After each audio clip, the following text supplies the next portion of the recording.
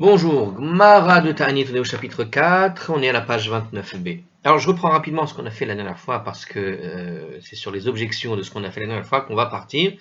Donc on disait où la semaine où tombe Tisha B'Av, la Mishnah disait que la semaine où tombe Tisha B'Av, il était interdit donc de se couper les cheveux et de laver le linge.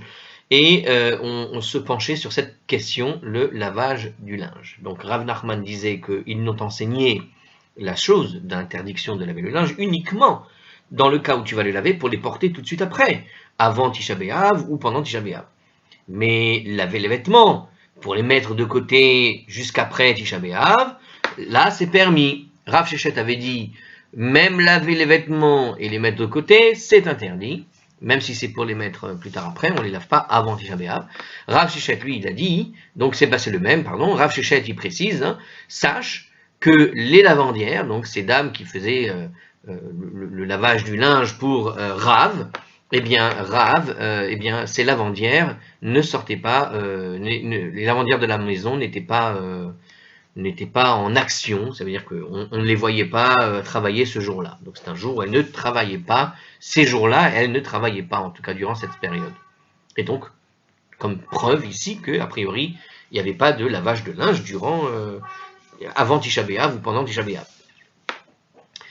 Alors, la Gemara conteste l'opinion de Rav Nachman, elle poursuit dans cette contestation en fait. Alors ici, c'est pas vraiment une preuve, il a juste observé que un grand Rav, lui, il n'avait pas d'employé qui lui faisait la lessive. Alors, Mativ Rav Hamnuna objecte. Alors, l'objection, elle vient par contre ici non pas de l'observation de ce qui se passait chez Rav, mais de la Mishnah elle-même. Puisqu'il est écrit dans la Mishnah à la fin, il est écrit jeudi, il était permis à cause de l'honneur dû au Shabbat. Et permis de quoi? Permis de faire la lessive, justement. Alors, dans le cas dont parle la Mishnah, Tisha B'Av tombe le vendredi. Donc, puisque la Mishnah tombe le vendredi, d'accord, pardon, pas la Mishnah, Tisha B'Av tombait le vendredi. Donc la Mishnah parlait de ce cas, nous dit ici à la page 26b Rashi que c'est le cas où Tisha B'Av tombait vendredi. Eh bien, malgré le fait que ça tombe vendredi, on disait jeudi c'est permis de faire la lessive à cause de l'honneur du Shabbat. Et justement, nous dit, voilà, c'est logique, effectivement, les mailles, et dans quel but on peut donc faire la lessive le jeudi? Il est mal, les chabes, velilbosh, si tu dis que j'ai le droit de faire la lessive et de porter immédiatement le jeudi le vêtement qui vient d'être lavé. Maïkevod Shabbadika. Quel est l'honneur du Shabbat ici? Donc ça n'a pas de rapport en fait de laver pour le porter tout de suite. D'accord? Si Tisha B'Av tombait un vendredi, nous disait le commentaire. Mais si tu penses ici qu'on te dit que c'est autorisé de le faire le jeudi, pourquoi on nous dit que c'est autorisé de le faire le jeudi? À cause de l'honneur du Shabbat. Si tu dis donc de faire la lessive, de porter immédiatement donc le jeudi les vêtements qui sont lavés, Maïk et votre Shabbadika, en quoi il y a ici l'honneur du Shabbat? Parce que jeudi, c'est pas Shabbat, on est encore bien en avance par rapport à Shabbat. Donc il n'y a pas besoin, on n'est pas en train de nous interdire, de nous permettre de les laver pour pouvoir les porter immédiatement. Donc l'honneur du Shabbat ici, c'est uniquement pour pouvoir les porter la veille de Shabbat et non pas en tout cas juste avant Shabbat et non pas le jeudi qui précède Shabbat. Donc on n'est pas en train d'autoriser à laver pour les porter tout de suite. Donc l'interdiction dont on a fait l'écho, c'était pas un interdit de laver pour les porter tout de suite, mais un interdit de les laver tout court. Et là, les aniyach, mais plutôt la Mishnah a autorisé cette lessive le jeudi pour les mettre de côté, pour les réserver pour quand? Pour Shabbat justement, c'est-à-dire le lendemain de Tisha B'Av. Ou Bachamishi ou Décharé, et pourtant c'est uniquement le jeudi qu'on a autorisé cette lessive pour des vêtements qui sont prévus pour Shabbat, d'accord? Aval Shabbat, Kula Asur. Mais en réalité, tout autre jour de la semaine de Tisha B'Av, si ce n'était pas pour pouvoir les porter pendant Shabbat, il aurait été interdit de faire la lessive, même pour plus tard. Donc même pour des besoins de Shabbat, tu n'aurais pas eu le droit de faire un autre jour la lessive, si Tisha B'Av tombait un autre jour. Par exemple, si Tisha B'Av tombait mercredi, tu n'aurais pas pu faire la lessive le lundi, par exemple, pour les réserver pour Shabbat. Donc tu ne peux pas faire la lessive en avance dans ces cas-là. C'est uniquement dans le cas où Shabbat colle, où Tisha B'Av colle le Shabbat et que tu avais le droit de faire cette lessive-là. Donc ça parle bien d'un cas de la lessive qui est interdite de manière globale, générale, même si c'est pour les mettre de côté. Donc, alors juste, on précise, voilà, justement, donc la proximité dans le temps du jeudi et du Shabbat garantit le fait que la lessive effectuée le jeudi sera perçue comme un préparatif du Shabbat. Par contre, effectuer avant jeudi une activité de ce genre n'est plus perçue de la même manière, et donc la Mishnah ne permettait pas, dans ce cas-là, de faire la lessive plus tôt que le jeudi. C'est ce que nous explique ici le Ritva pour la page 26b. Mais concrètement, la conclusion de ce qu'on vient de dire, on voit bien que cette interdiction, le fait d'autoriser de la faire le jeudi prouve qu'on ne pouvait pas la faire avant. La Mishnah contredit donc Rav Nachman, qui estimait que faire la lessive pour les porter plus tard, d'accord, c'était autorisé, et que la Mishnah ne parlait finalement que au sujet d'une lessive qu'il s'agissait de faire pour porter les vêtements tout de suite après. Donc ça n'est pas du tout le cas. A priori, c'est interdit. Selon ce que vient de nous dire ici l'objection, c'est interdit, même pour une lessive qu'on portera plus tard, bien après Tisha B'Av, puisque la Mishnah ne l'a autorisé le jeudi que pour le kavod du Shabbat. Voilà, en tout cas on a compris l'idée. Alors la Gemara va réconcilier les opinions ici de Rav Nachman avec la Mishnah. Les Olam, les Chabes, Velilbosh. En réalité, la Mishnah parle vraiment de faire la lessive pour les porter tout de suite.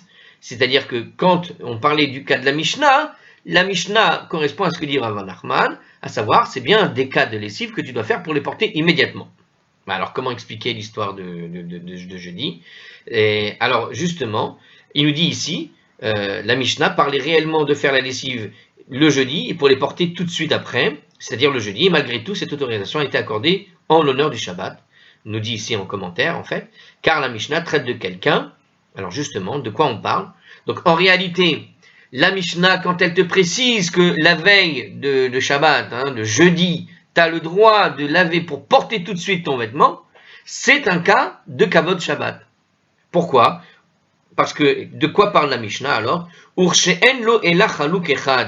Quelqu'un qui ne dispose que d'une seule tunique. Imaginons, voilà, une personne qui n'a aucun vêtement de rechange. Tout le monde n'a pas, à l'époque du Talmud, on n'avait pas nécessairement ce qu'on a aujourd'hui, Made in China, 40 000 vêtements faits dans des endroits où les pauvres enfants travaillent pour les riches du monde occidental, qui se plaignent de leur salaire et qui ne réfléchissent pas que s'ils payent leurs vêtements, peu importe le prix, comparé à ce que à travailler, vous savez, $1, je sais pas, par mois pour faire tous les vêtements que va porter les gens pauvres du monde occidental qui se plaignent de leur salaire. Eh bien, regardez ce qui se passe. Il nous dit, à l'époque, il n'y avait pas tout ça. On n'avait pas 40 000 vêtements, on n'en avait qu'un. Certains, il n'avaient qu'un seul. Donc, si quelqu'un n'a aucun autre vêtement de rechange, il lui est permis de laver son seul vêtement pour pouvoir l'avoir propre en l'honneur du Shabbat. Et en l'occurrence, comme vendredi, c'est le jour de Tisha B'Av, nous dit ici le commentaire. Regardez, eh bien, puisque c'est le jour de Tisha B'Av, vendredi, c'est clair que tu ne peux pas faire ta lessive pour le porter tout de suite. D'accord? Jour où la lessive est strictement interdite, parce que c'est directement Tisha B'Av. La veille, il n'a pas d'autre choix que de laver son vêtement dès jeudi. Et il le portera alors le jeudi et le vendredi, son vêtement. Et il pourra alors avoir des vêtements propres pour Shabbat, puisqu'il devra avoir ce vêtement prêt au moins pour le vendredi. Donc on parle bien d'un cas, en fait, dans la Mishnah, où il a une seule tunique, et ça marche aussi, effectivement. On est bien en train de parler de quelqu'un qui doit faire la lessive pour la porter immédiatement en l'honneur du Shabbat dès le jeudi, puisque Shabbat c'est vendredi il ne pourra pas faire de lessive. De Amar Ravasi Amar Rav Nachman Yochanan, car Ravasi a dit au nom de Rabbi Yochanan, Mi she'en lo ela chaluk echad, celui qui ne dispose que d'une seule tunique, mutar lechabeso bechulo shel moed, il a le droit de laver au cours des jours intermédiaires de la fête, c'est-à-dire au jour de Chol HaMoed, d'accord, quand il est avec un seul vêtement pour lui, eh bien il peut le laver pour le porter immédiatement. Combien de temps il met à sécher, je ne sais pas, mais il pourra le faire. Normalement, nous dit le commentateur, pour bien expliciter les choses, il est défendu en temps normal de faire la lessive à Chol HaMoed. Il faut voir là-bas Moed Katan, page 13b. Néanmoins, celui qui ne dispose que d'un seul vêtement a le droit de le laver à Chol HaMoed pour prévenir le développement des vermines ou je ne sais quoi d'autre, même si ce vêtement a été lavé juste avant la fête, nous dit Rashi. Donc, dans le cas où tu n'as qu'un seul vêtement, Si jamais tu as peur que se développe je ne sais quelle vermine, hein, des insectes qui seraient arrivés, je ne sais quoi, tu as sali ton vêtement, bon, eh bien tu as le droit de laver ton seul vêtement de la fête, puisque tu n'as que ça à mettre. Alors la Gemara comprend que cette dérogation en fait vaut également en fait pour la semaine de Tisha B'Av. Nous explique la suite du commentaire. C'était Rashi qui a précisé l'histoire de la vermine, hein, et le passage sur Chol HaMoed. En tout cas ici la Gemara comprend que c'est encore Rashi a priori. La Gemara comprend que cette dérogation vaut également pour la semaine de Tisha B'Av. Il peut donc laver son vêtement une fois durant la semaine, c'est-à-dire en l'honneur de Shabbat. Et puisque le jeudi est la dernière journée où il pourra le faire, cette lessive, il pourra alors laver son vêtement. Et puisqu'il ne dispose que d'un seul vêtement, la dérogation à laquelle il recourt inclut aussi la permission de porter le vêtement durant la semaine de Tisha B'Av. Donc voilà. Donc si jamais dans la semaine il a besoin de laver son vêtement, il pourra effectivement le faire. Du coup, nous dit Rashi, même si c'est la semaine de Tisha B'Av, même si ce sera pour le porter immédiatement théoriquement. Alors attendez.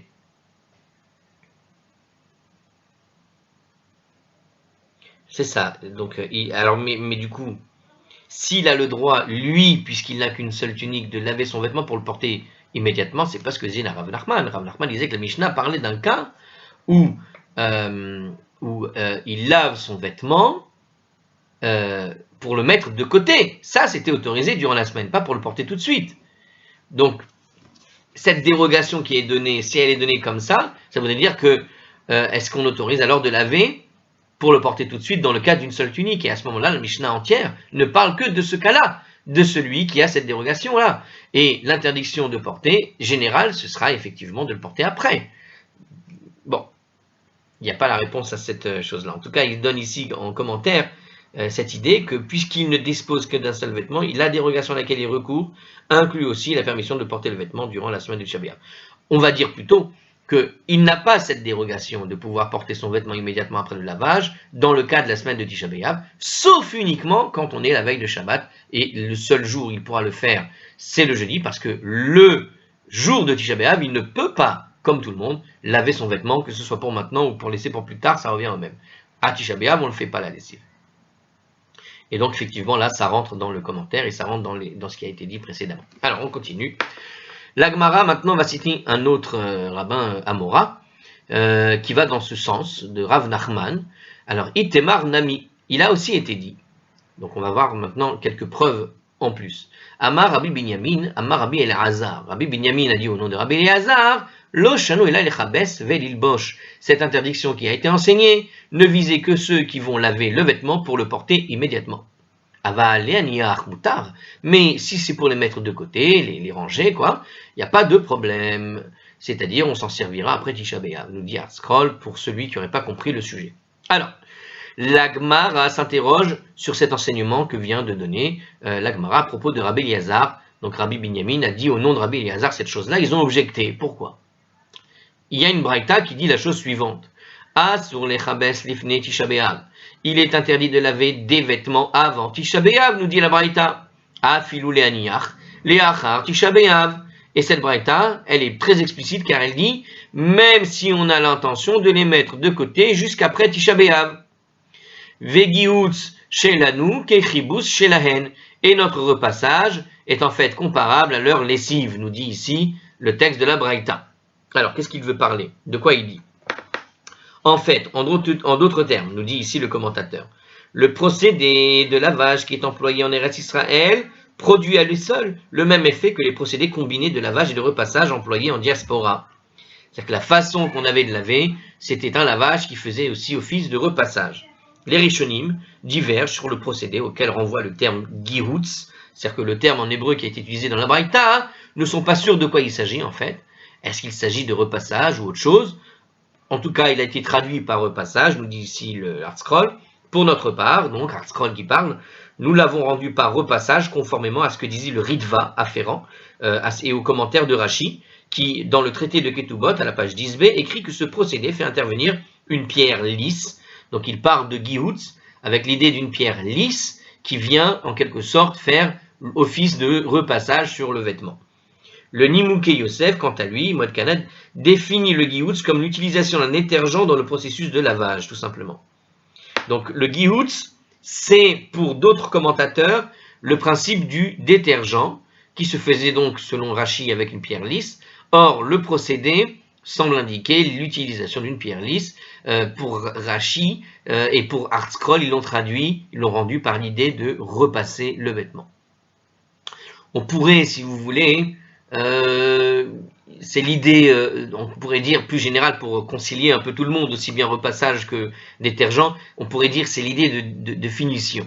Hein. On pourrait dire que le lavage s'établit en 2 étapes. La première étape, c'est le lavage à l'eau, l'essorage, hein, on pourrait dire. Puis la deuxième étape, c'est la finition. La finition qui va être le détergent qui... Alors le détergent plutôt, puisqu'on a utilisé la traduction de lavandière, moi j'avais l'idée de la lavande, c'est-à-dire de mettre quelque chose qui va faire en sorte que le vêtement va sentir un peu bon, quelque chose comme ça.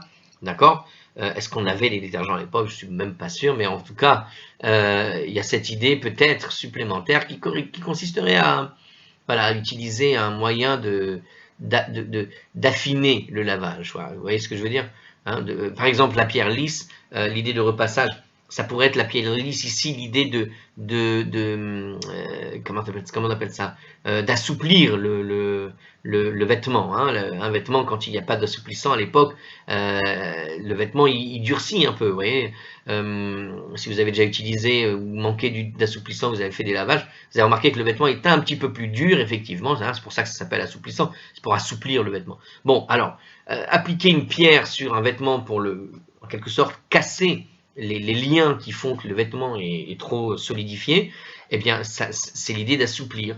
J'aurais utilisé cette idée-là qui rejoint un peu l'idée de repasser aussi. Bon, voilà, parce qu'il y a la pierre lisse et en même temps, tu étends le vêtement. Tu le tends pour qu'il soit moins rigide. Tu vois? Donc, peu importe. Hein, c'est une notion de finition, en tout cas. Or, bon, dans tout cas, qu'est-ce que nous dit ici cette braïta? C'est assez étrange, d'ailleurs, cette braïta, au fond. Et je vais vous dire pourquoi elle est étrange. Pourquoi on n'a pas utilisé cette braïta pour objecter directement Rav Nachman tout à l'heure?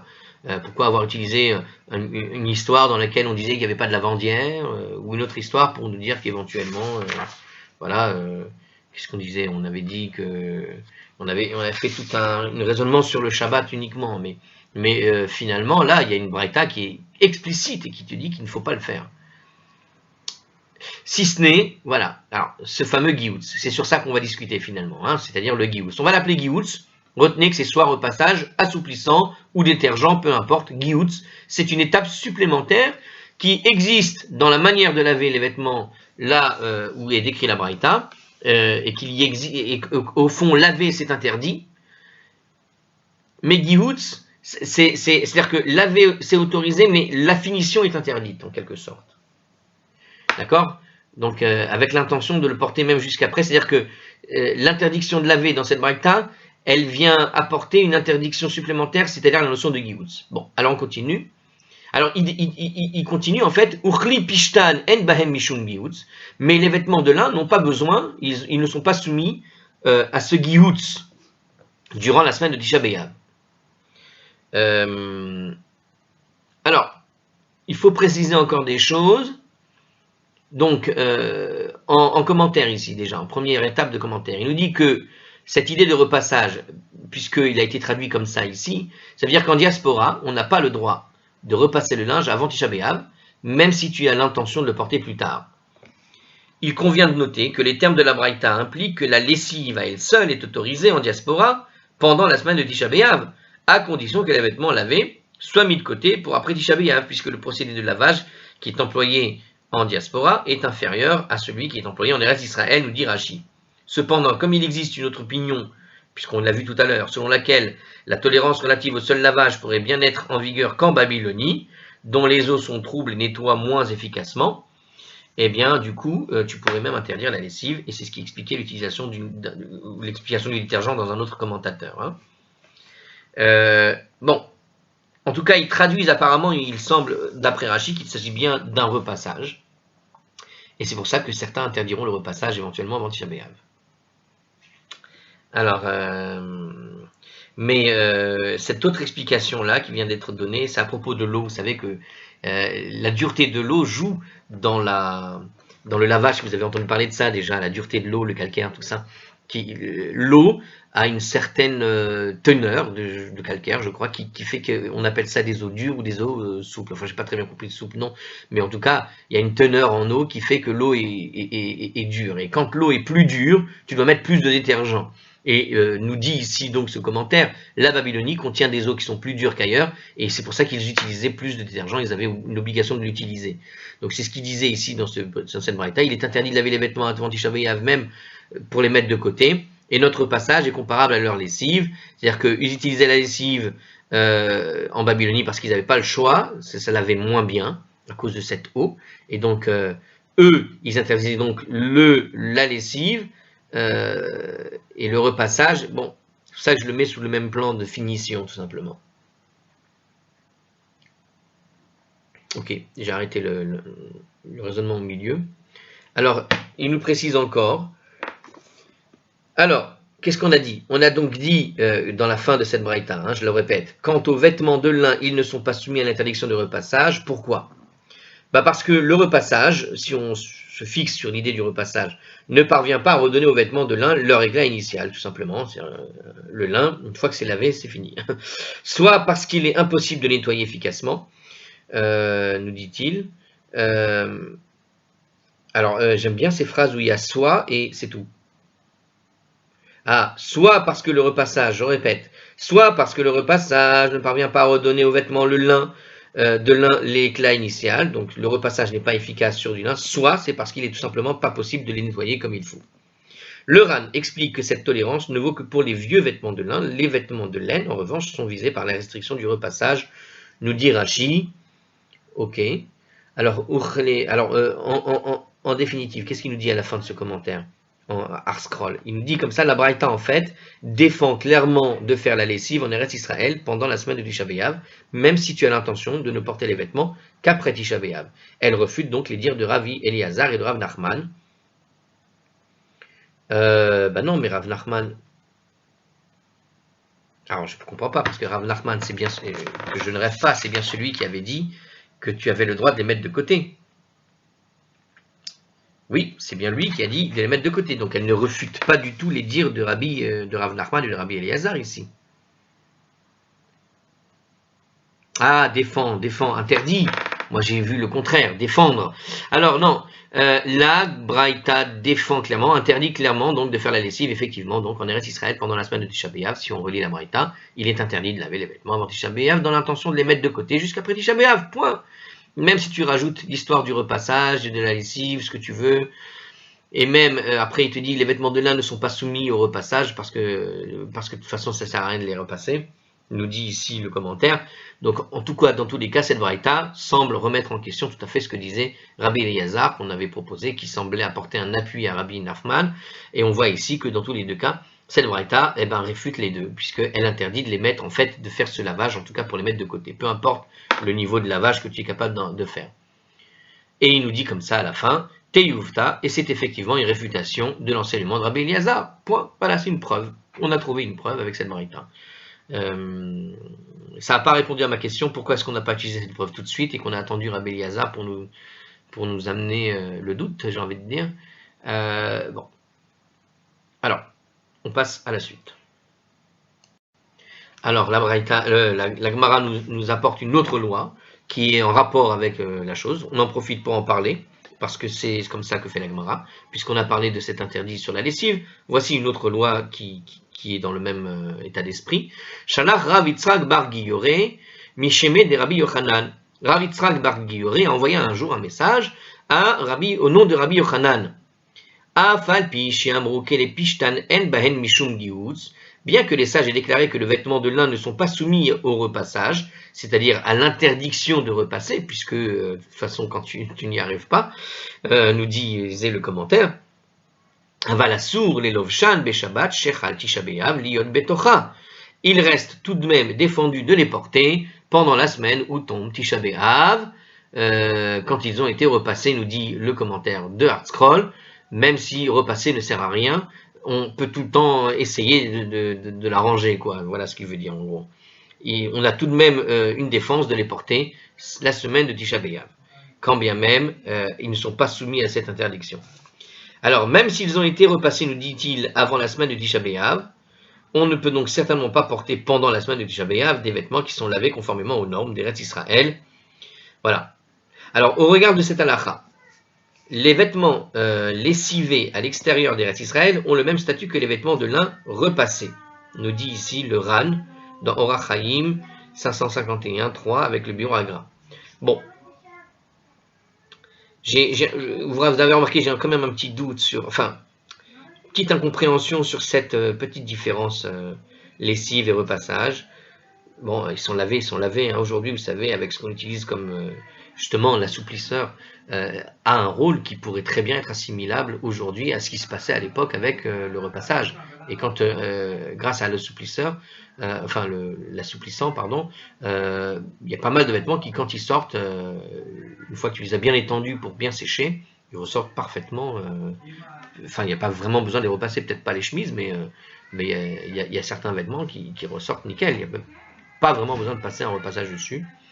En tout cas, c'est le concept des vêtements propres qui ressortent du lavage, quoi.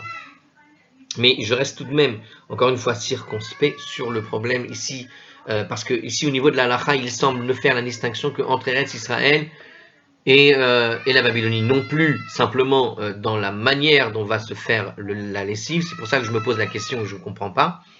C'est-à-dire que, et je vais laisser sur ça, hein, la Gemara, je vous invite à aller chercher vous-même la meilleure réponse si vous voulez, dans la halakha, mais en gros, il semble que la règle n'est pas la même pour Eretz Israël et pour la Babylonie.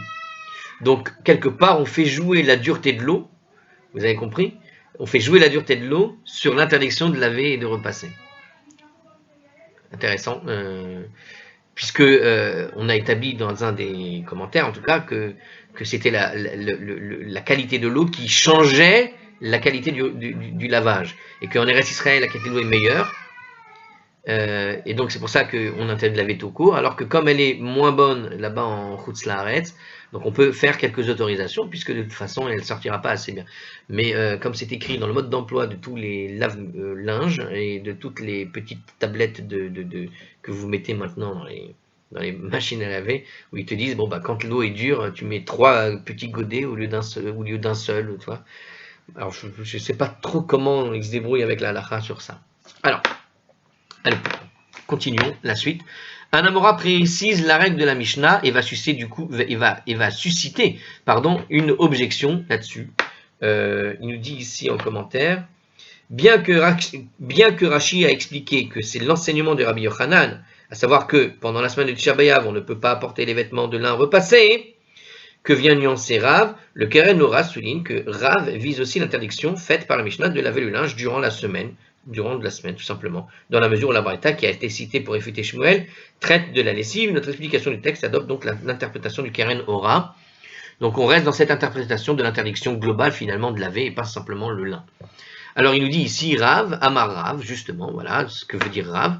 Lo Shanou et là les Fanav, ils n'ont enseigné l'interdit de faire la lessive pendant la semaine de Tisha B'Av que sur celle qui était faite avant Tisha B'Av. Aval et Acharav, Moutar, mais après Tisha B'Av, la lessive est autorisée. Ou Shmuel Amar, mais Shmuel a dit, Afilou le Acharav Nami Assour, même après Tisha B'Av, la lessive est aussi interdite. Alors, qu'est-ce qu'il veut dire par après? Lorsque Tisha B'Av tombe, par exemple, mercredi, l'interdit vise donc de faire la lessive le dimanche, le lundi et le mardi, et naturellement le mercredi, mais pas le jeudi ou le vendredi. C'est la version de Rashi telle qu'elle est modifiée par Agat Agra et Betzalel, et le rabbi Betzalel Randsburg, pour ceux qui veulent savoir qui font les traductions. Alors je vois pas très bien quelle est ici il semble Chidouche apparemment, il nous dit qu'on n'a pas le droit de faire la lessive même après Tisha B'Av. Quoi, tout le mois de Av tu interdis? Tout le mois de Av? Ah, toute la semaine entière. Ah, je vois la discussion où est-ce qu'elle se situe maintenant. Donc finalement là on a tout d'un coup une discussion qui se déporte sur la semaine de Tisha B'Av, à savoir qu'est-ce qu'on appelle la semaine de Tisha B'Av. Est-ce que la semaine de Tisha B'Av se limite finalement du début de la semaine jusqu'à Tisha B'Av et après on est libre, ou est-ce que la semaine de Tisha B'Av c'est toute la semaine, même quand Tisha B'Av est passé, on reste dans cette semaine de Tisha B'Av spécifique? On va nous répondre évidemment que non, que la semaine elle se limite jusqu'à Tisha B'Av et pas après, parce que d'abord c'est la règle en vigueur. Peut-être le lendemain de Tisha B'Av, parce que le temple a brûlé, aussi le 10, on interdit jusqu'à Chatzot, d'après ce que je me rappelle de la Lacha. Mais pour parler avec des arguments bons, imaginons que la semaine de Tisha B'Av s'arrête le 9. Imaginons, voilà, dimanche, c'est le 9. Donc vous êtes le dimanche le 9. Qu'est-ce qui se passe 5 jours plus tard? 9, 10, 11, 12, 13, 14, 15. On arrive à Shabbat. Ah, le 15 Av. Parce que je me suis dit, le 15 Av, normalement, comme c'est une journée de joie, comme on l'avait décrit avant, tu peux pas rester dans une ambiance, on va dire, endeuillée, alors que tu te rapproches, vraiment proche, de la période où les jeunes filles sortaient avec des tenues blanches, donc il fallait des tenues lavées. Tu vas pas les empêcher de se laver. Les tenues, quand tu arrives proche du 15 Av. Ouais, ce que je veux dire. Donc il y a un problème là-dessus. Mais sans parler de ce sujet-là, je ne sais même pas si on va aborder ce sujet-là de cette façon-là, il n'y a pas un autre moyen de résoudre la question. Alors en tout cas, voilà que cette Gemara de Rav, en tout cas, donc Rav nous a dit, je répète, que cette chose n'avait été enseignée à propos de la lessive que avant Tisha B'Av, mais après Tisha B'Av c'est autorisé. Mais donc disait Shmuel, pour Shmuel, donc Rav lui, il te dit qu'il n'y a pas de problème après Tisha B'Av, mais Shmuel lui il te dit, même après Tisha B'Av, ça reste interdit. Alors la Gemara va contester ce que dit Shmuel justement. Alors Métivé, à propos de Shmuel, et qui pense que depuis Tisha B'Av et jusqu'à la fin de la semaine, finalement il faut rester dans la semaine de Tisha B'Av, Shabbat echal Tisha B'Av, liot betocha asur le saper, ul chabes. Pendant la semaine où tombe Tisha B'Av, il est interdit de se couper les cheveux et de faire la lessive, il nous dit. Hein, Shabbat ici c'est le sens non pas de Shabbat mais le sens de la semaine. Donc dans une semaine où va tomber Tisha B'Av, il est interdit de se couper les cheveux et de faire la lessive. Ou bachamishi mutarin mi pene kevod de Shabbat. Mais on a dit dans cette braïta, comme nous disait la Mishnah, que le jeudi on a le droit de laver les vêtements à cause de l'honneur du Shabbat. Ketzad, comment ça? Si Tisha B'Av tombait le dimanche, donc ça c'est un petit peu l'explication de ce qu'on avait dans la Mishnah, en donnant des cas spécifiques de quand va tomber effectivement le Shabbat. C'est marrant, il a donné le même exemple que je vous ai donné. Donc comment cela? Ketzad. Si Tisha B'Av tombait par exemple le dimanche, Mutar lechabes kol Shabbat kula. Il est donc permis de faire la lessive toute la semaine qui va suivre derrière, puisque Shabbat est fini, le dimanche est fini, on a fait le jeûne de Tisha B'Av, dès que la semaine est finie, on peut commencer à faire la lessive. Ça veut dire depuis le lundi jusqu'à la fin de la semaine, donc c'est le nombre de jours qui dans ce cas constitue la période dite d'après Tisha B'Av, et que Rav a réglementé avec indulgence, nous disait Rashi. Donc il y avait une koula que Rav nous a dit, après Tisha B'Av, quand Tisha B'Av c'est fini, on peut faire la lessive, il n'y a pas de problème. Beshenu bishlishi, berivi ou bachamishi. De même, quand Tisha B'Av tombe le lundi, ou le mardi, ou le mercredi, ou le jeudi, les fanav assour, faire avant Tisha B'Av c'est interdit, les acharav mutar, mais après Tisha B'Av c'est autorisé. Donc on parle de la lessive, toujours pareil. Chal, liot be'erev Shabbat. Si Tisha B'Av maintenant tombe la veille de Shabbat, ça veut dire vendredi, mutar, les chabes, bachamishi, mi pene kevada Shabbat, on est autorisé de faire la lessive le jeudi, pour les porter fraîchement lavés, donc à cause de l'honneur du Shabbat. Ve'im lo kibes bachamishi be Shabbat, et si jamais, pour une raison quelconque, on n'a pas pu faire la lessive le jeudi, mutar le chabes be'erev Shabbat mina mincha ul ma'ala. Il sera permis de laver avec la lessive la veille de Shabbat, autrement dit, le jour de Tisha B'Av, depuis le moment de mincha jusqu'au-delà, c'est-à-dire t'attends Chatzot. Donc la Braïta fait allusion ici à ce qu'on appelle Mincha Gedola, c'est-à-dire la grande Mincha, ou bien Mincha Ktana. Ah non, c'est une question qui est posée. Est-ce que la Braïta faisait allusion à Mincha Gedola ou à Mincha Ktana? Il est évident qu'il fait allusion à Mincha Ketana, c'est-à-dire la petite Mincha qui vient juste après Chatzot et une demi-heure. Pourquoi? Parce que sinon tu n'as pas le temps de laver, et tu ne vas pas laver en rentrant dans le Shabbat. Donc, Mincha Gedola débute 6h30 après le lever du soleil et s'étend jusqu'au coucher du soleil. Mincha Ketana débute 9h30 après le lever du soleil et s'étend jusqu'au coucher du soleil. Pardon, alors c'est Mincha Gedola que je viens de citer, moi, dans le calcul. Hein, alors Mincha Gedola, c'est le Mincha qui vient juste après 6h30, donc c'est Chatzot et une demi-heure. Je l'ai fait à l'envers, je ne sais pas pourquoi je confonds toujours les deux. Mais apparemment c'est comme ça. Alors, en tout cas, la Braïta ne sait pas ici le Scroll à ce niveau-là. En tout cas, Gvoratari semble de dire que ce n'est pas clair, de savoir si c'est à partir de Chatzot, est-ce que oui ou non on parle d'un cas où c'est Mincha Gdola ou Mincha Ktana, ou c'est après Chatzot Hayom, une demi-heure après Chatzot, que l'on peut commencer à faire cette lessive pour Erev Shabbat, ou après. Je pense, moi, que c'est après Chatzot Hayom, hein, parce que vraiment, la veille de Shabbat, il rentre trop près, tu n'as pas le temps. En plus, il y a écrit dans les lois de Shabbat, tu n'as pas le droit d'utiliser quelque chose que tu as posé pour qu'il sèche. D'accord, dans les interdits de Shabbat, je vois pas pourquoi le gouvernement ça lui pose un problème.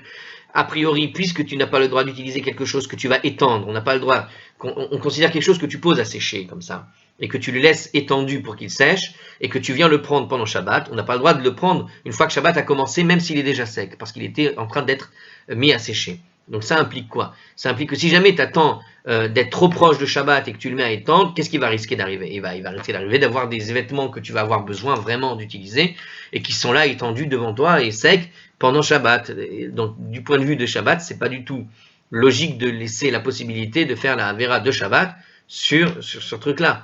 Donc théoriquement, tu vas laisser plutôt, tu vas le faire au plus tôt pour avoir un peu de marge au moment où tu vas pouvoir l'enlever une fois qu'il est sec. D'accord? Bon, je ne sais pas comment. Voilà, alors il n'y a pas. Ah bah écoutez, voilà ce que nous dit, regarde ce qu'il nous dit. La Gemara s'arrête de citer la Braïta pour faire état de la réaction d'Abaye à propos de cette dernière halakha. Alors, en tout cas, on est sur ce point-là. Je vous ai donné ma réflexion. Alors, justement, donc, on fait une pause dans cette braïta pour dire ce que dit Abaye. Abaye dit la chose suivante. Leit ala Abaye, veitema Rav Acha bar Yaakov aha. Abaye, et certains disent que c'était Rav Acha bar Yaakov, a maudit. Il a maudit. Alors, qu'est-ce qu'il a maudit? Il a maudit quiconque ferait sa lessive à Tisha B'Av, même si c'est à partir de Mincha, conformément à ce qui vient d'être dit dans la braïta. On voit que cette braïta t'autorise à faire la lessive, et Abaye, lui, il maudit celui qui le ferait, même si c'était autorisé. Pourquoi? Qu'est-ce que ça veut dire? Abaye maudit quiconque omet par négligence de faire les préparatifs avant Tisha B'Av, et se voit ainsi dans l'obligation de recourir à la tolérance de la braïta. Et oui, car la tolérance de la braïta, il n'a été donnée que dans le cas où tu as oublié de préparer les choses. Et il te dit, voilà, celui-là qui oublie que c'est Tisha B'Av et qui a oublié de préparer le Shabbat, celui-là, quand bien même on lui donne cette tolérance parce qu'il a oublié, oui, mais comme tu as oublié que tu étais dans la période de Tisha B'Av et que quelque part, en oubliant, tu te donnes le droit finalement, même s'il y a une coula, ça t'amène à faire ce que tu as à faire pendant Tisha B'Av. Donc quelque part, Abaye vient remettre un peu des points sur les i. C'est vrai que tu peux bénéficier de cette tolérance, mais attention, en oubliant que c'était Tisha B'Av, en oubliant de préparer pour Shabbat la veille de Tisha B'Av, quelque part, tu as fait quelque chose de grave, et quelque part, tu as un gros problème qui te pèse sur la tête à cause de ça. Donc, voilà, comme il se voit dans l'obligation de recourir à la tolérance de la Braïta pour avoir oublié, pour avoir effectué une tâche qui autrement aurait dû être interdite à Tisha B'Av, et bien quelque part, celui-là, il se retrouve dans une situation délicate. Mais Abaye ne maudit, il n'est pas en train de maudire celui qui est à la suite d'un cas de force majeure. Donc on n'est pas dans le cas, Abaye n'est pas en train de maudire une personne qui, pour une force majeure, n'a pas pu. Un type, il était, je sais pas, en voyage, il est arrivé au moment de Tisha B'Av, il n'a même pas eu le temps de manger, j'ai envie de te dire, et tu vas le maudire parce qu'il va vouloir les vêtements propres pour Shabbat. Non, on parle de force majeure. En force majeure, il n'y a pas de malédiction qui se pèse sur lui. Donc lui, il se trouve effectivement dans l'obligation de recourir à la tolérance qui est accordée par la Braïta, et celui-là n'a pas de problème, c'est ce que nous explique Rabbeinu Hananael, comme l'explique le Sfat Emet et le Gvurat Ari, pour ceux qui les connaissent. Alors, suite de notre Braïta, donc on a donné ce que disait la Braïta, donc on en était justement au point où on a vu que voilà, dans un cas de force majeure en l'occurrence, il n'a pas pu, même pas de force majeure, mais celui qui n'a pas pu faire cette lessive avant Tisha B'Av, il pourra éventuellement le faire pendant Tisha B'Av, avec les précautions que nous dit Abaye.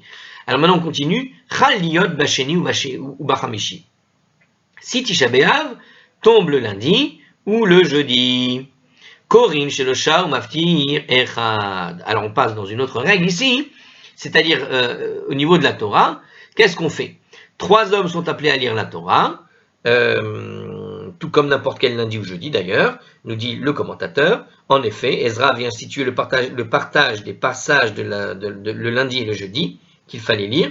et ça a été institué de longue date entre 3 personnes, Cohen, Lévi et Israël. C'est Rachi qui nous précise la chose. Si vous voulez la référence, où est-ce qu'on trouve ces moments où on discute de ce sujet, c'est Baba Kama 82a et dans Megillah 21a. Voilà. Là-bas, dans les Rachi, il explique ça. Donc, 3 hommes sont donc appelés à lire à la Torah, comme n'importe quel lundi et jeudi d'ailleurs, et l'un d'eux conclut avec la lecture de la Haftara, qui est extrait du livre des prophètes. Alors, étant donné qu'aux jours ouvrables, on n'appelle pas plus de 3 hommes à la Torah, c'est le 3e qui lira la Haftara, nous dit Rachi. Donc c'est la règle d'ailleurs en général. La Haftara est lue avec la 3e montée de façon exclusive. Bashlishi ou Barivi'i, quand Tisha B'Av tombe le mardi ou le mercredi, nous précise. Donc ce sont des jours où on ne lit pas la Torah de manière générale, ou bien, nous dit encore le commentateur, de même quand Tisha B'Av tombe le dimanche ou le vendredi. C'est une précision de Givuratari, jour en temps normal, la Torah n'est pas lue à la synagogue. En gros, quand on parle de mardi, mercredi dans la Gomara, ici, dans cette braïta, c'est pour citer tous les jours où on ne lit pas la Torah. Kore echad ou maftir echad. Un seul homme sera appelé à lire la Torah, et c'est lui qui va conclure avec la Haftara. Tiens, ça c'est bizarre parce que c'est pas ce qui se passe aujourd'hui. Alors je ne sais pas. Alors Rabbi Yossi Omer, Rabbi Yossi lui il dit, ben voilà, il dit exactement ce que je pensais, évidemment, puisque c'est ce qui se passe aujourd'hui. Le'olam korin shlosha ou maftir echad. Dans toutes les circonstances, que ce soit le lundi, le jeudi, le mardi, le mercredi, le lundi ou le dimanche et le vendredi, eh bien on appellera 3 hommes pour lire la Torah, et le dernier conclura avec la Haftara. Donc le Tanakama et Rabbi Yossi admettent que tous les deux, que lorsque Tisha B'Av tombe le lundi ou le jeudi, en fait, on appelle 3 personnes pour lire la Torah, puisqu'on appelle autant chaque lundi et jeudi, puisqu'on en appelle autant chaque lundi et jeudi. La controverse apparaît donc que dans le cas où Tisha B'Av tombe les autres jours ouvrables de la semaine, où normalement on ne lit pas la Torah, Rabbi Yossi lui soutient qu'il faut appeler 3 personnes également à cette occasion, tandis que pour le Tanakama, il pense qu'il faut appeler une seule personne. En gros, ce qui se passe, c'est que de manière générale, le lundi et le jeudi, tu appelles toujours 3 personnes à la Torah. Alors, comme tu appelles 3 personnes à la Torah, dans tous les cas, on va lire un passage spécifique de Tisha B'Av. La question, c'est comment tu découpes Tisha B'Av, le passage de Tisha B'Av. Est-ce que tu le découpes en 3 ou est-ce que tu le découpes en une seule morceau? Est-ce que tu le fais lire en un seul bloc quand c'est un jour où tu n'es pas censé sortir la Torah? Et les jours de dimanche, mardi, mercredi et vendredi sont des jours où on n'est pas censé sortir la Torah. Tout le monde est d'accord, les jours où tu es censé sortir la Torah, tu coupes en 3, mais les jours où tu n'es pas censé sortir la Torah, il te dit, c'est une seule personne qui monte et qui lit la Haftara. Mais pour Rabbi Yossi, donc, lui, il te dit, non, un autre jour, tu fais exactement comme le lundi et le jeudi, c'est la même règle qui s'applique. Voilà ce que voulait dire notre commentaire pour préciser la controverse. Alors, la première moitié de la Braïta, on avait donc discuté dans cette Braïta de 2 sujets, on a 2 sujets. La lessive au sujet de Tisha B'Av et la deuxième moitié, c'était donc sur la lecture de la Torah. Alors on revient sur la lessive et maintenant on va essayer de comprendre qu'est-ce qui dans cette controverse de la lessive. Tiyuvta dit Shmuel, mais est-ce que ça veut dire que la Braïta est une réfutation de ce que disait Shmuel? Vous vous rappelez, qu'est-ce que disait Shmuel? Moi je ne me rappelle plus, et pourtant je viens de vous le dire tout à l'heure. Alors attendez, voilà, Shmuel disait que même après Tisha B'Av, la lessive était interdite. Ah bah oui, on lisait la Gemara pour contester Shmuel, justement. Donc, on revient 2 secondes sur ce que disaient Rav et Shmuel. Rav disait que on avait enseigné, on a enseigné de l'interdiction de la lessive sur la semaine, que tout ce qui se fait avant Tisha B'Av et Tisha B'Av compris, mais pas après Tisha B'Av. Et donc, le reste de la semaine, on faisait. Mais voilà que cette braïta, eh bien, quelque part, elle conteste ce que dit Shmuel, parce que la braïta semble dire ce que dit Rav, parce que Shmuel lui disait, même après Tisha B'Av, c'est interdit. Eh bien, ce que nous dit ici, il semble bien que cette Gemara est une réfutation des dires de Shmuel. Alors, peut-être on peut défendre ce qu'a dit Shmuel. Comment? Regardez. Amar l'ar Shmuel. Mais Shmuel, il aurait pu te répondre comme ça. Quand bien même la braïta est explicitement en train de réfuter ce qu'il dit lui, à savoir que le reste de la semaine, après Tisha B'Av, tu es censé ne pas faire de lessive, eh bien, c'est-à-dire que la Braïta, lui, il te dit non, il n'y a pas de problème pour après Tisha B'Av. Alors, effectivement, ça réfute ce que disait Shmuel, donc Shmuel pourrait te répondre, Tenaehi. La question fait l'objet d'un débat, en fait, entre les Tanaïm. Alors, en réalité, Shmuel, il a un appui avec une autre Braïta. Tout simplement, parce qu'il a été enseigné dans une autre braïta, qui disait la chose suivante, Tisha B'Av shechal liot beShabbat. Lorsque Tisha B'Av tombe le Shabbat, Vechen erev Tisha B'Av shechal liot beShabbat. Et de même, la veille de Tisha B'Av qui tombe à Shabbat, Ochel veshoté, kol tzorko. On peut manger et boire selon tous ses besoins. Ou ma'ale al shulchano. Et on a le droit de garnir sa table de tout ce qu'on peut manger si on a envie. Afilou, qui sa'udat shelomo besha'ato. Même le festin du roi Salomon à son heure. Donc qu'est-ce qu'il est en train de dire Shmuel ici? Il est en train de dire la chose suivante. Dans cette braïta, d'abord, qu'est-ce que nous dit la braïta? Dans les deux cas, le jeûne de Tisha B'Av est observé le dimanche. C'est-à-dire de même la veille de Tisha B'Av qui tombe Shabbat. Ou Tisha B'Av qui tombe Shabbat, ou la veille de Tisha B'Av. Donc dans les deux cas, en fait, Tisha B'Av tombe Shabbat puisqu'on le repousse à Shabbat. Et on le repousse, à dimanche, dans ces deux cas-là. Alors, une seconde. On les repousse, non, pas encore. Pourquoi il nous dit qu'on les repousse? Aujourd'hui, on les repousse, mais on a bien vu qu'à l'époque, on ne repoussait pas tout de suite le Tisha B'Av, on le gardait le vendredi. Bon, alors, c'est pas grave. Alors, je répète. De même, il a été donc enseigné dans cette braïta, et il semble présenter ce cas-là, nous dit la scroll, que c'est le cas où, dans les deux cas, on fera Tisha B'Av finalement le dimanche. Donc, la veille de Tisha B'Av ou Shabbat. Et c'est peut-être pour ça qu'il dit ça. Comme on a démarré par Tisha B'Av qui tombe Shabbat, et de même la veille, donc ça veut dire, comme pour Shabbat, la veille, tu es censé le repousser le dimanche.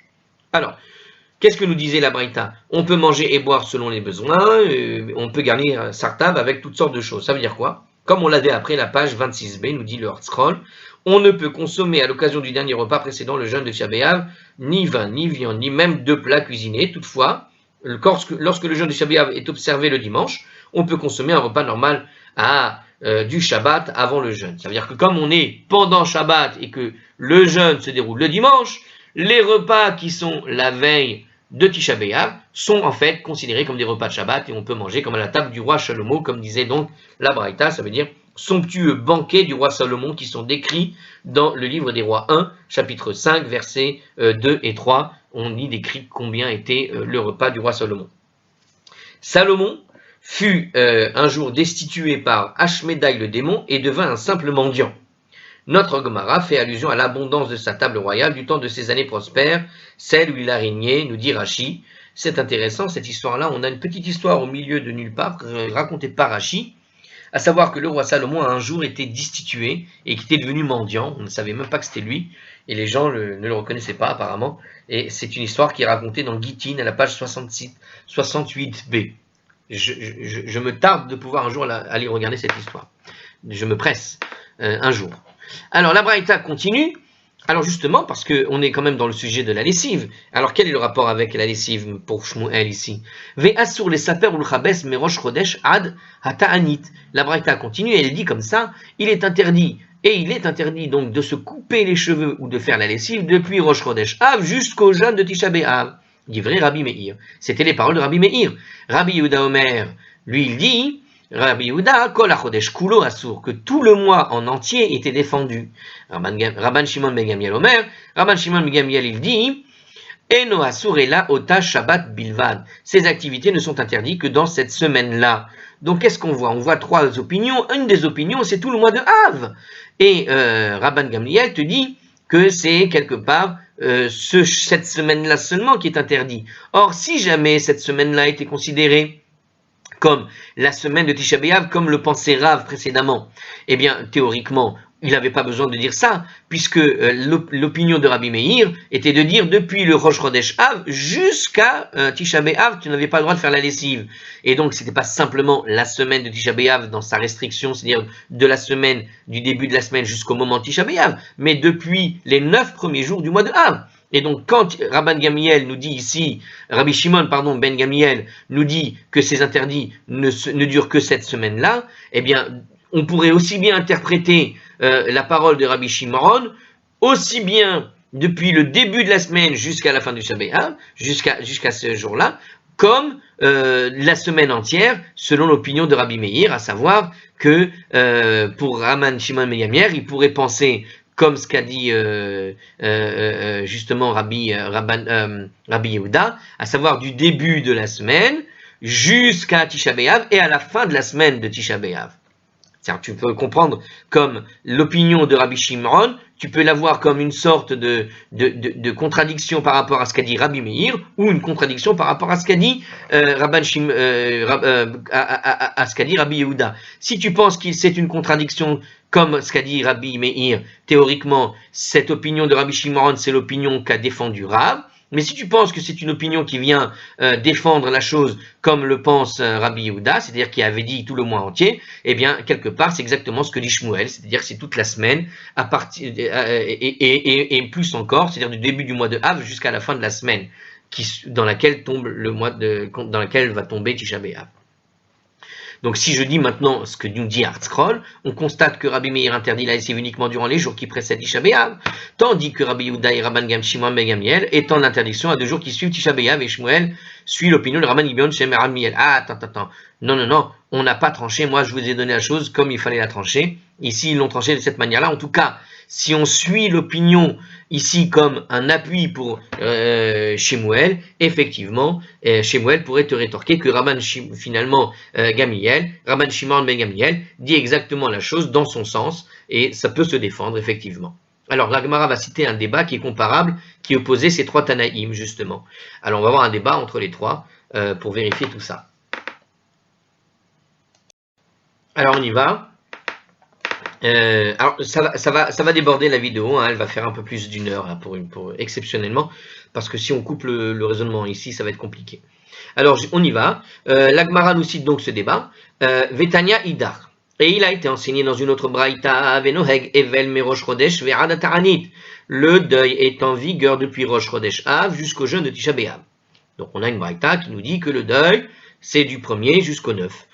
Dit vrai Rabbi Meir, c'est ce que disait Rabbi Meir, et ce qu'on a vu justement précédemment. Rabbi Yehuda, lui, il a dit, Kol HaChodesh Kulo Asur, c'est tout le mois de Av qu'il faut interdire la chose, et ce sont les règles du deuil sur tout l'ensemble du mois de Av. Rabban Shimon ben Gamliel Omer, Rabban Shimon, lui, il dit, Ben Gamliel, Eno Asur et la Otash Shabbat Bilvad, donc on répète en fait la fin de cette braïta précédente, ne sont interdits que durant cette semaine, c'est-à-dire que les activités ne sont interdites que durant la semaine donc de Tisha B'Av, c'est-à-dire la fameuse semaine. La Gemara indique la source de ces opinions diverses. Alors, Amar Rabbi Yochanan a dit, Ushloshtan Mikra Echad Darshu, et les 3, Rabbi Meir, Rabbi Yehuda et Rabban Gamliel, déduisent en fait l'enseignement respectif du même verset. Tout ça, on les a déduits du verset suivant, d'Irtiv, parce qu'il est écrit dans Osée chapitre 2 verset 13. Qu'est-ce qu'il est écrit là-bas? Veishbati kol mesusa chaga chodsha veshabata. Je ferai cesser toute sa joie, ses festivités, ses mois et ses shabbats. Donc on voit ici une mention au mois, au Shabbat, hein, avant même d'aller lire la Gemara. Vous imaginez ici l'idée. Faire cesser la joie elle cesse non simplement pas sur le mois, mais sur les Shabbats. Et voilà comment va être interprété. Est-ce que le Shabbat c'est une semaine, ou etc. Alors on va voir ça. Man de Amar, Merosh Chodesh, Ve'ad Ta'anit. Quand Rabbi Meir a dit que c'est interdit depuis Rosh Chodesh jusqu'au jeûne du Tisha B'Av, à propos de ce verset, je répète le verset, je ferai cesser toute sa joie, ses festivités, ses mois et ses Shabbats. Machaga, qu'est-ce que ça veut dire les festivités? D'accord? En fait, Machaga, quand il y a écrit je vais faire cesser ses festivités, alors en réalité, Veishbati kol mesusa, Chaga, Chodsha, Veshabata. Donc Chaga, les festivités, sa festivité, s'il faut traduire en réalité, Chaga, ça veut dire sa festivité, je ferai cesser sa fête, qui fait donc allusion à quoi? À Rosh Chodesh. Nous dit ici Rabbi Meir. Rosh Chodesh est appelé une fête, ainsi que la Gemara va l'expliquer plus haut, l'a déjà expliqué un petit peu avant, à la page 29a. On sait que donc Chaga peut faire référence à Rosh Chodesh, tout simplement.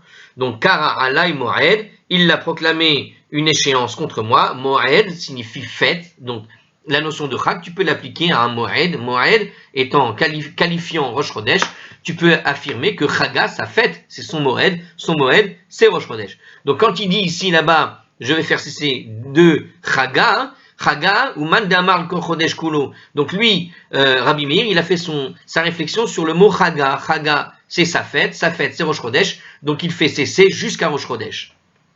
D'accord? À part de Rosh Chodesh jusqu'à Tisha B'Av. Uman de Amar Kol HaChodesh Kulo Asur Ume Chatsha. Il a dit dans ce verset, il faut faire cesser les festivités, il faut faire cesser les joies de tout le mois, puisqu'il y a écrit sa fête, son mois, sa semaine. Ok? D'accord? Alors, donc, lui, il le fait cesser, voilà, sur ce mot. Le mot Chodsha veut dire son mois. Puis, celui qui a dit qu'il fallait interdire pour tout le mois, hein, il le base sur le mot Chodsha, qui veut dire son mois. Ou man de amar kol Shabbat kula asso. Et celui qui a fait son opinion sur l'idée de la semaine uniquement, eh bien, mi ta Shabbata, il y a écrit dans ce verset, Shabbata veut dire interdiction sur le Shabbat. Donc je répète, celui qui a dit qu'il faut interdire de livrer les activités pendant toute la semaine, il le fait à partir du terme son Shabbat. Le mot Shabbat veut dire Shabbat, évidemment, le jour de la semaine de Shabbat, d'accord, mais ça veut dire aussi sa semaine. Une seconde, et voilà. Bien, alors, la Gemara tranche, justement, elle dit comme ça, Amar Rabba, Halacha ke Rabban Shimon ben Gamliel. Là, le Rabban nous dit, la halacha s'accorde finalement avec l'habit de Rabban Shimon ben Gamliel. Ve'amar Rava halacha ke Rabbi Meir. Et il dit aussi Rava que la halacha s'accorde avec l'opinion de Rabbi Meir. Donc, les restrictions en vigueur uniquement pendant la semaine de Tisha B'Av, et en même temps, qui pensent que les restrictions sont en vigueur de Tisha B'Av et non après. Donc justement, quelque part, comme la halacha elle est à la fois celle de Rabban Shimon ben Gamliel et la halacha elle est comme Rabbi Meir. Rabbi Meir, lui, il faisait du premier Av jusqu'au 9. Rabban Gamliel, Shimon ben Gamliel, lui, il parlait uniquement de la semaine de Av. Donc comme la halacha elle est des deux, et ben où est-ce que se trouve la limite? Elle se trouve bien le 9 Av. Donc Rava pense a priori que Rabban Shimon ben Gamliel s'est aligné sur Rabbi Meir et il a juste limité à la semaine. Et non pas considérer la semaine comme étant du début de la semaine jusqu'à la fin de la semaine. Bon. La Gemara va expliquer les propos de Rava, justement. Ah bah, je viens de le faire. Alors on y va. On va faire dans les termes de la Gemara, et on va finir sur ce point. Ça a fait un peu long pour la vidéo, mais on y va. Vetar vayehu lekula. Et les deux arrêts de Rava se veulent en fait indulgents en réalité. C'est-à-dire, comme la Gemara va l'expliquer, l'enseignement de Rabbi Meir selon lequel les restrictions sont en vigueur avant Tisha B'Av et non après, se conjugue en fait à Rabban Shimon ben Gamliel, selon lesquels ces restrictions concernent uniquement la semaine de Tisha B'Av. Ça veut dire que l'interdiction se limite au jour de la semaine de Tisha B'Av uniquement à ceux qui précèdent Tisha B'Av. Elle ne concerne aucunement la semaine précédente. Non, suivante, il veut dire.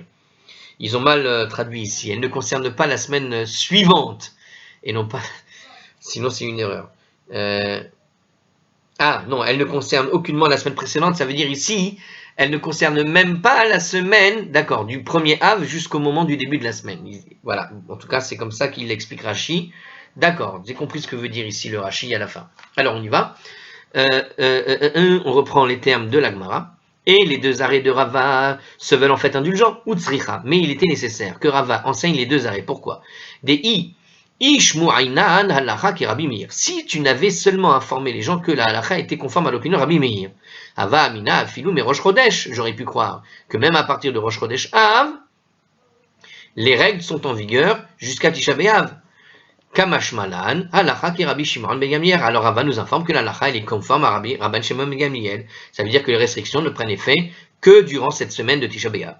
Et si jamais Rava nous avait seulement informé que la halacha est conforme à l'avis de Rabban Shimon ben Gamliel, alors j'aurais pu croire à tort que même après Tisha B'Av, et ce jusqu'à la fin de la semaine, il fallait garder ces restrictions durant la semaine de Tisha B'Av. Kamash Malan, halacha ki Rabbi Meir. Alors Rabba nous a informé, la halacha est conforme donc à l'avis de Rabbi Meir, qui a donc dit que ces restrictions démarrent uniquement du premier jusqu'à Tisha B'Av, mais qu'en gros elles s'arrêtent à Tisha B'Av. Donc on a enseigné les deux pour nous enseigner que c'est ni avant le début de la semaine de Tisha B'Av, ni après Tisha B'Av dans cette semaine de Tisha B'Av. Voilà. Eh bien c'est clair, et c'est ce que voulait nous dire le commentateur juste après. Et je vous dis à la prochaine.